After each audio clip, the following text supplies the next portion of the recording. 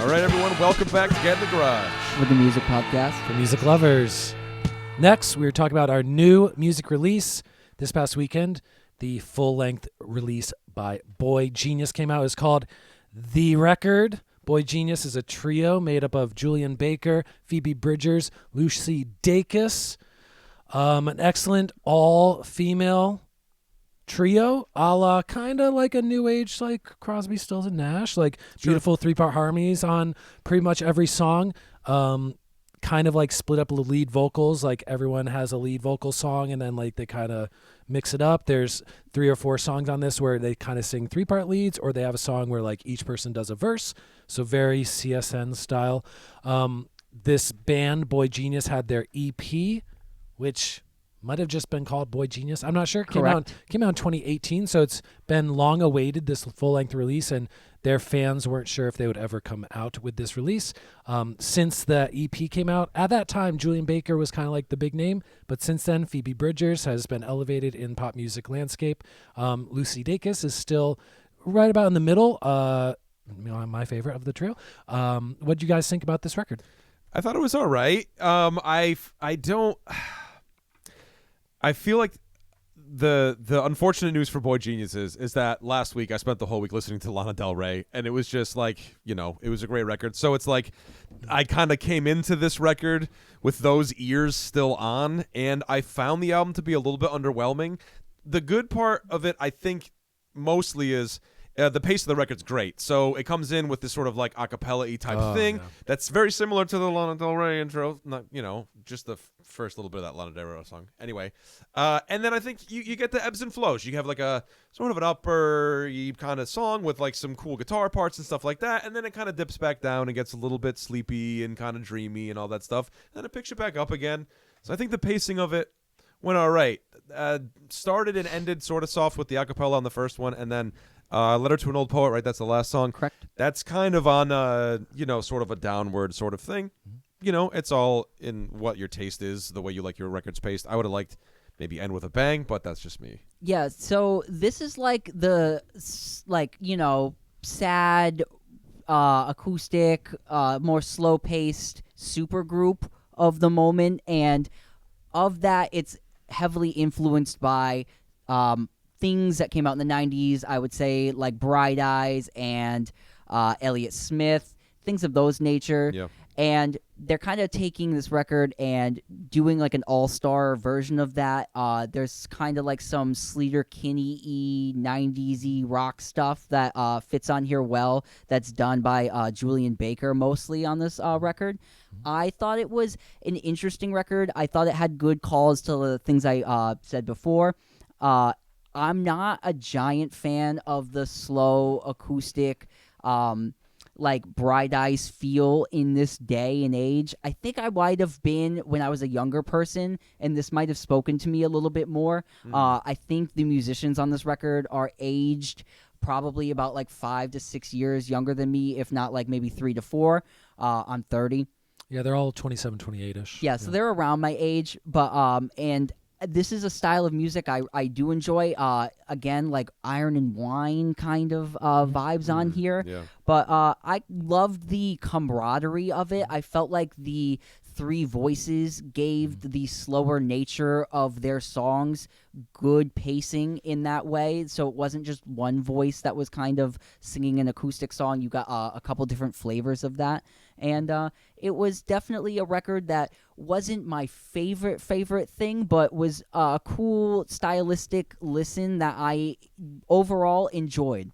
Yeah, I would say that the 3 artists come together as a group well because their voices complement each other. Julien Baker sings the higher harmony as of most things, and she has the kind of like sweetest soprano voice of the 3. Phoebe Bridgers usually is in the middle, and she has that like airy, whispery type of tone. And then Lucy Dacus is usually at the bottom, the low part, and she has kind of the fullest sounding voice, maybe the roundest voice. So I think they sound good all 3 together. I think the way they break up the songs, it's pretty much like if they're taking the lead on the song, they're doing their style of thing that they do. So like Julien Baker's stuff is pretty much the songs with drums, the songs that have mid to higher energy. The songs are a little bit like leaning towards the Riot Girl type of Alanis Morissette type of whatever stuff.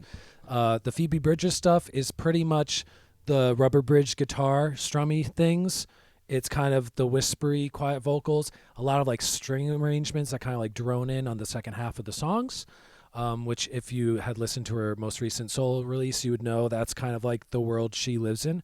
And then the Lucy Dacus stuff is kind of the like straight acoustic guitar, minimal piano, and like not country, but like the folkiest singer-songwritery. It's the most, the most folky, and she was using like clean electric a lot, and or like like strummy guitar with like a piano like hitting like bass chords, kind of thing. Yeah. So and it was definitely different than like the Phoebe Bridgers vibe on it. You could definitely tell they all have their own unique style at this form of music. Self-produced record. Yeah, I saw that. Artists not listed, but we can assume, since no other artists are listed, that they handled all the instrumentation. Yeah, I would guess on this record. Mixed by Mike Mogus, who is I think a former member, producer, engineer with Bright Eyes. Yep. I think that, in my opinion, my favorite songs are. I love the opener. I love that a cappella 3-part full bore harmony thing. And it is like a real song. It's not just like a 1-minute intro. It's like a full thing. I really like $20. I like all the little production-y, keyboardy, guitar type things that are kind of scattered all over that higher energy song. I like the song Cool About It. Me too. Which was like one of those songs where they each do a verse. It's like Julien does a verse, Lucy does a verse, Phoebe does a verse, and they're all double-tracked. Like they double-track themselves while they're singing their verse. So it has this like weird phase type of interesting production sound. Did you catch that song is The Boxer by Simon and Garfunkel interpolation? Oh, sure. Yeah, sure. I didn't catch it at first. Michael was the first one who was like, that song's The Boxer. And I was like, thanked in the liner notes. Special thanks. Yeah, it was that's a big thank you. Yeah. And then We're in Love is the other song that I really loved, which was a Lucy Dacus kind of solo with some harmonies on it, minimal piano, barely audible guitar, and then a string arrangement comes in halfway through. Lucy Dacus, like, beautiful voice. Check out the Tiny Desk concert on NPR that came out like 4 or 5 years ago when they were doing their EP tour.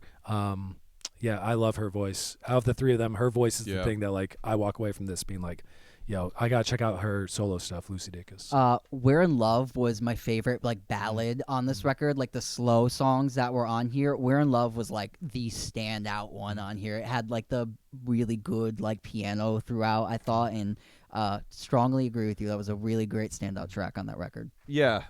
100%. Yeah, I thought the harmonies were really like such a strong point in this record too. And it's great because it's like Jeff was saying, like you have every song where each person takes the lead, it kind of is like, they take the song and it kind of goes into that style. But one thing that remains consistent over the entire record is all the harmonies are just so fantastic. And again, I don't know if we mentioned, but it's 48 minutes long, so it's not like it's a crazy long record, and it moves along enough to where you don't go, you don't come out of it and be like, that was almost 50 minutes. You go, okay, yeah, that's a digestible record. Yeah, it felt really, really nice to listen to. Like, again, the pacing was good. I'd say, like, songs in the middle, I thought, like, Revolution Zero, Phoebe Bridgers does that like slow, like acousticy, like very heartfelt lyric kind of thing on there, and it has the whole. I like the lyrical allusion to like the Paul is dead artist thing, like imagining living through that lens. I thought that was an interesting thing. And the song is called Revolution Zero, which is a play on the Beatles' Revolution 1 and Revolution 9. It's got a great line in it.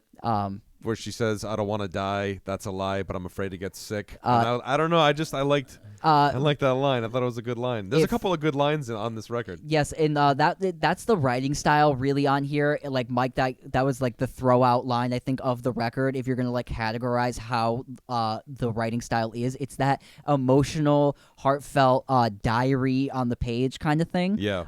And that song really highlights that, and I thought that was interesting, the kind of writing play on it in there. Yeah. And I really, really liked Julien Baker on this record, who was a new artist for me that I haven't really experienced, and the songs $20 and Satanist were my favorite.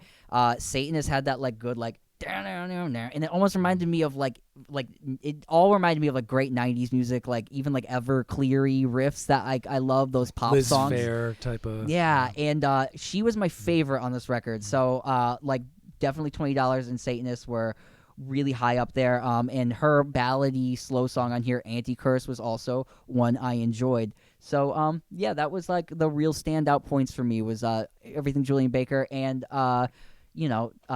Cool About It really was another one of the big highlights on the record where all three of them were sharing out those verses and throwing out reference to one of the most classic folk songs of all time and putting their own spin on it. And like Jeff said last week, Lana Del Rey kind of was doing that like hip-hop thing where she would take songs and like reintroduce her own melodies on them. And in a lot of ways, this is that same kind of thing done onto The Boxer, and I'm a fan of that, taking one thing and making something else new. So that was the things I really liked about this record. So then rankings, what do we say, guys? What do we say?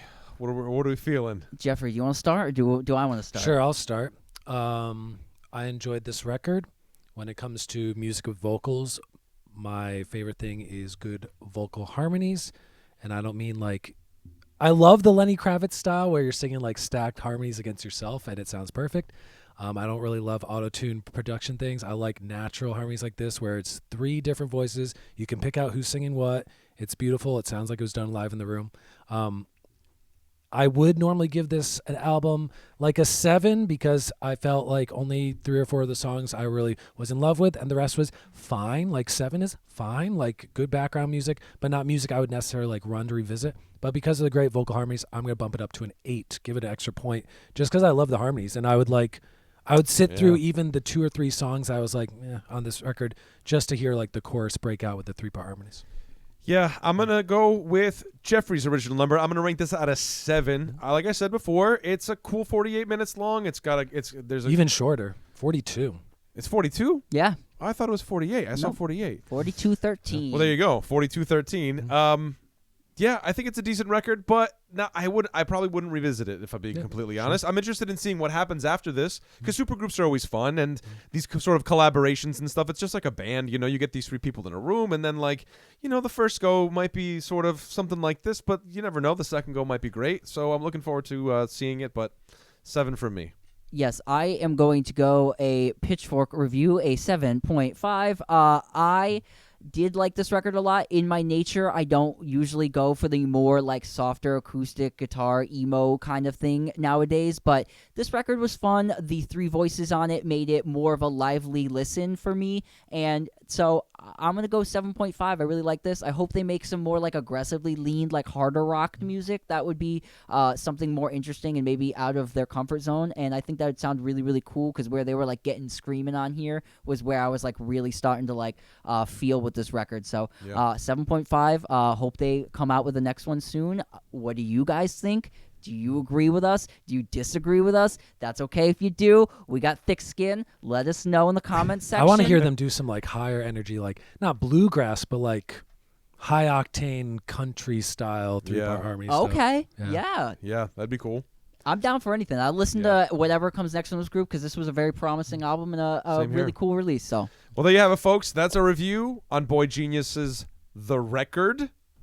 Don't forget to like and comment and subscribe the podcast and share it with all your friends, family members, and someone who creeps out at Books A Million for 6 hours. Someone that stays in Books A Million for too long. Alex has given us double birds over there. I'd also like to say we did not mention the Traveling Wilburys in relation to this group one time, which was like big, the 3, but that's it's a thing. It's a thing. Anyway, it's been Get in the Garage, guys. Get in the Garage, guys. We'll see you next time. Peace.